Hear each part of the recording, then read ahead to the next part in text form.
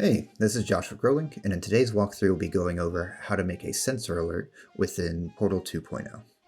You'll start by logging into Portal 2.0, accessing the controller that you wish to make the sensor alert on, and then hitting the rules section up at the top of the web page. Once at the rules webpage, you'll select the rule folder and the rule group that you wish to make this rule in. In this case, we'll choose both the default rule folder and default rule group, followed by going to the alert section and tapping Add Alert. First, we want to choose what sensor we want to look at. In this case, we're making an example alert where if the room gets too hot, we want it to notify us of that temperature difference.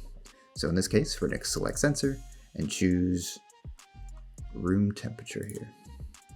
Next, we want to choose the comparison and the threshold. In this case, we're going to choose the comparison of above and set the threshold of 90 degrees. So in this case, if the room goes above 90 degrees Fahrenheit, it'll try and send out an alert to notify you of it. Next, we want to choose the time of day for this sensor alert. We have a couple of different options. We can choose all day, day only, night only, and custom time. In this example, we're just going to choose all day because we want to know any time it gets above 90 degrees in this room.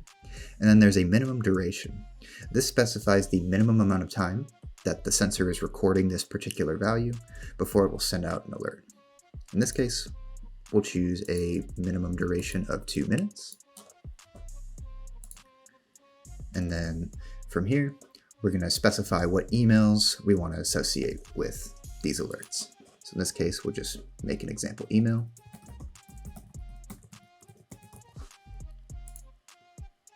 With all of these data populated, you'll see the summary sentence up at the top where if the room temp exceeds 90 degrees Fahrenheit for at least 2 minutes, it's going to shoot out an email alert to this example email at exampledomain.com.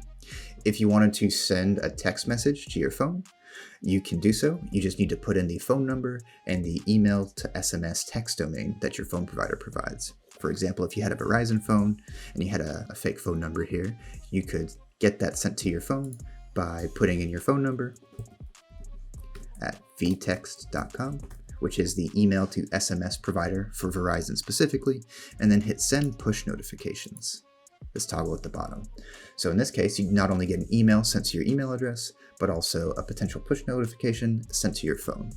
Keep in mind that these email to SMS domains are provided by your phone provider, and if you send a ton of alerts, they could think that they're spam and defer them from sending by up to 24 hours. It's for this reason that we always recommend having both an email address and a phone number if you prefer to get push notifications to your phone, as the email alerts will always get sent, but your phone alerts could get deferred by the phone provider. With that made, all that's left is to add the alert. And since the alerts are all a backend framework and aren't related to the controller specifically, it's not a configuration that's stored on the controller, you don't need to push an update to the controller's configuration for the alert to be active. This concludes how you would set up a sensor alert within Portal 2.0.